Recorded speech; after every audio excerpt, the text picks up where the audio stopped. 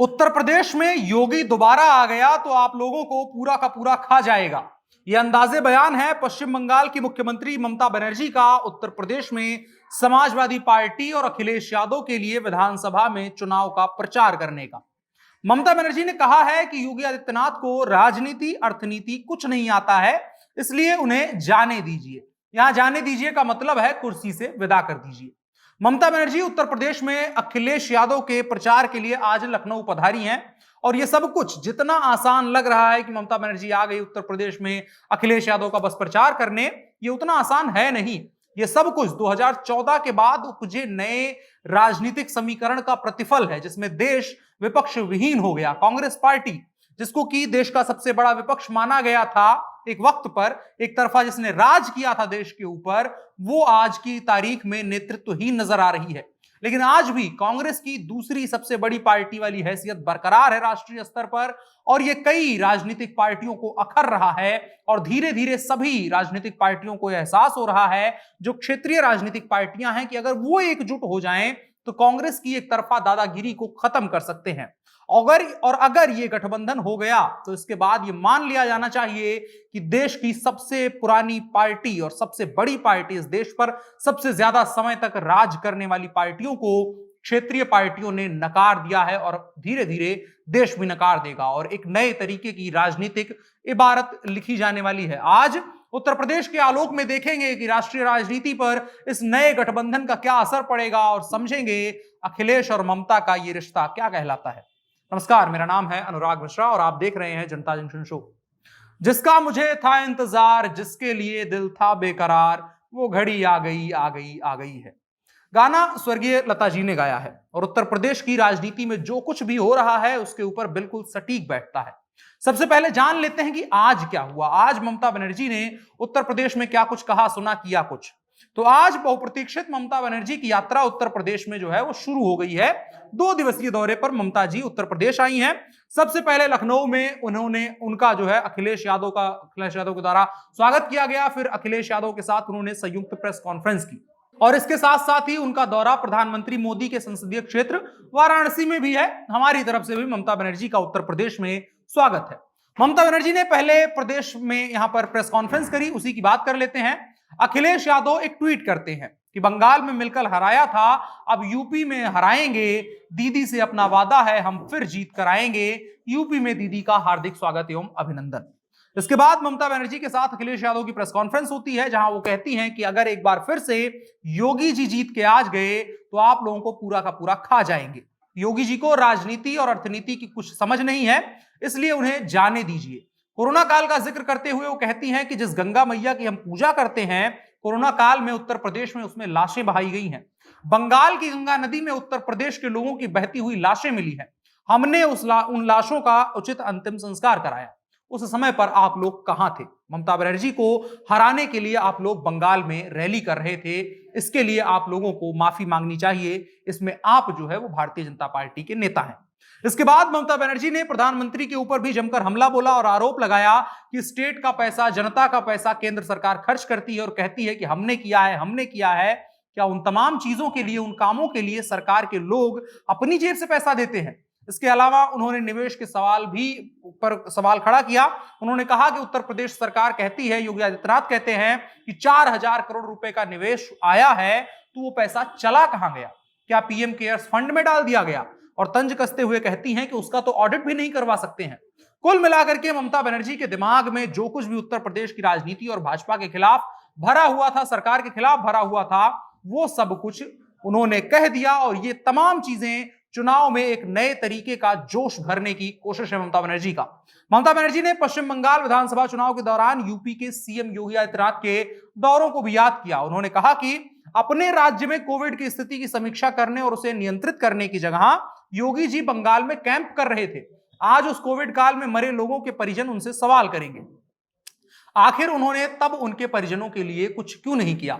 ममता ने सीएए और एनआरसी के मुद्दे पर भी अखिलेश के मंच से उठाया इस मुद्दे को और अब उन मामलों को लेकर के एक नए तरीके से राजनीति को गरमाने की कोशिश ममता बनर्जी कर रही हैं। इसके अलावा ममता बनर्जी ने एक तगड़ी शायरी भी मारी। एक बहुत अद्भुत चीज है, जब कोई नेता विपक्ष में चला जाता है तो उसकी जुबान जो है वो शायराना ज्यादा हो जाती है। उन्होंने कहा कि रोशनी चांद से होती है सितारों से नहीं, इस चुनाव में मोहब्बत अखिलेश से है भाजपा से नहीं। थोड़ा तुकबंदी पे नहीं बैठ रहा है, देख लीजिएगा आप लोग, लेकिन शायरी यही मारी।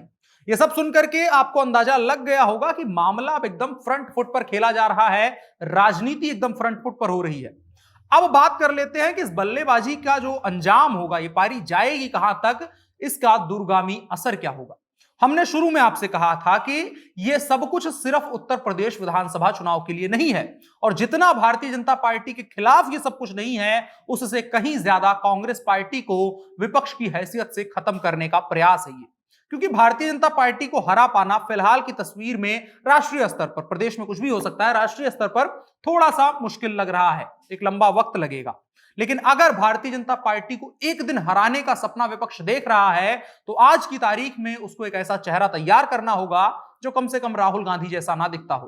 क्योंकि हम सभी ने एक वक्त पर इस सवाल को बेहद ज्यादा चर्चा में देखा है, और कहीं ना कहीं हमारे जहन में भी आया होगा कि अगर मोदी नहीं तो कौन, क्या राहुल गांधी को वोट कराएं।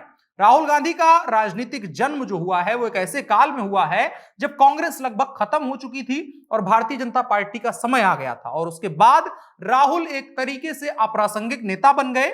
और आज की तारीख में राहुल गांधी बस साल भर में एक अच्छे भाषण के लिए जाने जाते हैं। नेतृत्व क्षमता को शून्य ही माना जाता है, सर उनकी अपनी पार्टी ने मान लिया। उत्तर प्रदेश में राहुल गांधी की शून्य होती भूमिका को देख करके हम मान सकते हैं। और उसके अलावा भी जो कांग्रेस पार्टी की स्थिति है, उससे बेहतर राज्य की कई पार्टियां हैं, चाहे उत्तर प्रदेश में समाजवादी पार्टी हो, बिहार में राष्ट्रीय जनता दल हो, पश्चिम बंगाल में टीएमसी हो, महाराष्ट्र में एनसीपी हो। इसके अलावा तमाम ऐसी क्षेत्रीय पार्टियां हैं जो कांग्रेस का स्थान अपने अपने राज्यों में ले चुकी हैं। इसकी वजह से अब उन पार्टियों के लिए इस बात को स्वीकार कर पाना लगभग नामुमकिन है कि वो अपने ही राज्य में, जहां वो मजबूत हैं, एक दूसरी पार्टी के निर्देशों पर, पार्टी वो जो कि आज लगभग मृतप्राय हो चुकी है, उसके निर्देशों पर काम करें, ये अब उनको लगभग नामुमकिन सा लग रहा है। और ये एक नए कलेवर का विपक्ष बनाने की पूरी तैयारी है, जिसमें तमाम क्षेत्रीय पार्टियों का संयोजन हो, उसके बाद एक मोर्चा बनाया जाए, वो तमाम लोग एक मंच पर आए, और जो ऐसा मोर्चा हो जो भारतीय जनता पार्टी से सीधी टक्कर राष्ट्रीय स्तर पर ले सके, बशर्ते उसमें कांग्रेस ना शामिल हो। और इन सभी नेताओं में सबकी यही कोशिश है, इस मोर्चे की जो बनाने की, निर्माण करने की कोशिश हो रही है, वो यही है कि वो कांग्रेस मुक्त हो। और इसमें सबसे आगे अगर कोई चल रहा है और सबसे ज्यादा चर्चित कोई चेहरा है और भारतीय जनता पार्टी से भी कोई सीधी टक्कर ले रहा है, तो वो ममता बनर्जी ही है। बंगाल में भारतीय जनता पार्टी ने एड़ी से चोटी का जोर लगा दिया, लेकिन भारतीय जनता पार्टी पश्चिम बंगाल में जीत हासिल नहीं कर पाई। यह बात साबित करती है कि ममता बनर्जी भारतीय जनता पार्टी की इस वक्त की सबसे मजबूत प्रतिद्वंदी हैं, और उसी के साथ साथ वो बाद में और मजबूत हो जाती हैं जब वो प्रधानमंत्री के बराबर का चेहरा रखने लगती हैं।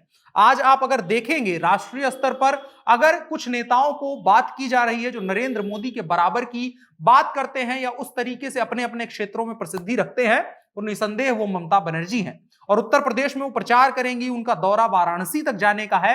तो वाराणसी जाने का साफ साफ मतलब होता है कि अब वो प्रधानमंत्री मोदी के खिलाफ बिगुल फूंक रही हैं और एक नए मोर्चे को तैयार होते हम देख रहे हैं। हमने 3 से 4 बार इस बारे में बात कर लिया है कि किस तरीके से ममता बनर्जी अपने आप को प्रोजेक्ट कर रही हैं एक पीएम मटेरियल के तौर पर, और नरेंद्र मोदी और भारतीय जनता पार्टी के बरक से कैसा मोर्चा खड़ा करने की तैयारी कर रहे हैं जो क्षेत्रीय पार्टियों से मिल करके एक राष्ट्रीय मोर्चा बने। अब देखने वाली बात होगी कितना सफल होता है। पहला प्रयोग उत्तर प्रदेश में है, जहां जाहिर तौर पर नेता एक दूसरे का सहयोग दे ले रहे हैं, तो देखने वाली बात होगी। और उत्तर प्रदेश लगभग इस पर मुहर लगा देगा कि इसकी उम्र कितनी होगी। बाकी आपकी क्या राय है कमेंट बॉक्स में जरूर बताएं। अब बढ़ चलते हैं कार्यक्रम के अगले हिस्से की तरफ, जो है इन शॉर्ट सबसे पहली खबर बवाल वाली। हुंडई पाकिस्तान के ट्विटर अकाउंट से कश्मीर को लेकर के की गई पोस्ट पर भारत ने सख्त रुख अपनाया है। सोमवार को इसे लेकर के विदेश मंत्रालय ने कोरिया गणतंत्र के राजदूत को पेश होने के लिए कहा था। केंद्र सरकार ने उसे हुंडई पाकिस्तान की अस्वीकार्य सोशल मीडिया पोस्ट पर कड़ी आपत्ति व्यक्त की है। इस पर जोर दिया गया है कि यह मामला भारत की क्षेत्रीय अखंडता से संबंधित है, जिस पर कोई समझौता नहीं किया जा सकता है। हालांकि अभी तक सरकार की तरफ से कोई कार्रवाई की नहीं गई है और कोई ऐसी तस्वीर भी नजर नहीं आ रही है जिसमें यह दिख रहा हो कि भारत सरकार कार्रवाई करने के मूड में है। इसके अलावा खबर तमिलनाडु से। तमिलनाडु में नीट परीक्षा को खत्म करने को लेकर के वहां की सरकार अपने फैसले पर अडिग बनी हुई है। सरकार ने मंगलवार यानी आज 8 फरवरी को फिर से राज्य विधानसभा में नीट विरोधी बिल, एंटी नीट बिल पारित करा लिया है। यह दूसरी बार है कि विधानसभा से राज्य में नीट परीक्षा को खत्म करने के लिए विधेयक पास किया गया है। विधानसभा में बोलते हुए मुख्यमंत्री स्टालिन ने कहा कि नीट छात्रों को कब्रिस्तान और जेल भेजता है और हाशिए पर पड़े छात्रों के साथ भेदभाव करता है। बड़ा लंबा मसला है, इसको लेकर के कभी और बात विस्तार से करेंगे। इसके अलावा एक खबर उत्तर प्रदेश से, समाजवादी पार्टी नेता आजम खान को उत्तर प्रदेश विधानसभा चुनाव के दौरान प्रचार के लिए अंतरिम जमानत अर्जी पर विचार करने से सुप्रीम कोर्ट ने इनकार कर दिया है। सुप्रीम कोर्ट ने सुनवाई के दौरान आजम खान को इस बात की स्वतंत्रता दी है कि वो संबंधित कोर्ट में अर्जी दाखिल करके जमानत याचिका पर जल्द सुनवाई का आग्रह कर सकते हैं, लेकिन कोर्ट इस पर कुछ नहीं कर सकता है, सुप्रीम कोर्ट।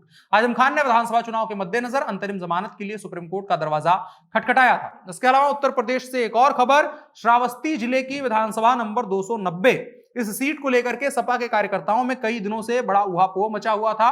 कई सपा समर्थक जो थे वो हाजी रहमान को टिकट ना मिलने के चलते नाराज चल रहे थे और हाथों में इस्तीफा लेकर के प्रदर्शन कर रहे थे। वहीं हाजी रहमान को टिकट देने की मांग कर रहे थे। आखिरकार हाजी रहमान को समाजवादी पार्टी की तरफ से कोई आश्वासन नहीं मिला और उनके द्वारा समाजवादी पार्टी को अलविदा कह दिया गया। अब हाजी रहमान कांग्रेस पार्टी में शामिल हो गए हैं। देखने वाली बात होगी टिकट मिलता है या नहीं। आज के इन शॉर्ट्स में इतना ही। अब बढ़ चलते हैं कार्यक्रम के अगले हिस्से की तरफ, जो है आज का कानून। राष्ट्रीय जांच एजेंसी एनआईए अधिनियम के तहत विशेष अदालत ने जांच एजेंसी को 2018 के भीमा कोरेगांव मामले में 7 आरोपियों के जब्त किए गए मोबाइल फोन को पेगासस स्पाईवेयर घोटाले की जांच कर रही सुप्रीम कोर्ट द्वारा नियुक्त तकनीकी समिति को सौंपने की अनुमति दे दी गई है। एनआईए ने शनिवार को आवेदन दिया था कि जब विशेष अदालत ने एजेंसी को आरोपी या उसके अधिवक्ताओं को एक आवेदन की प्रति देने का निर्देश दिया था और आज तक उसका जवाब मांगा गया था, तो क्यों नहीं दिया गया। आज सभी पक्षों की दलीली सुनने के बाद विशेष न्यायाधीश डीई कोठालीकर ने आवेदन की अनुमति दी और एनआईए को समिति के समक्ष फोन जमा करने की अनुमति दे दी। 7 आरोपियों रोना विल्सन, वर्नान गोंजवेल्स, पी वरवरा राव, सुधा भारद्वाज, आनंद तेलमतुडे, हनी बाबू और इसके अलावा शोमा सेन ने तकनीकी समिति को लिखा कि उनके पास यह मानने के कई कारण हैं कि उनके फोन हैक किए गए थे और स्पाईवेयर द्वारा ही हैक किया गया था।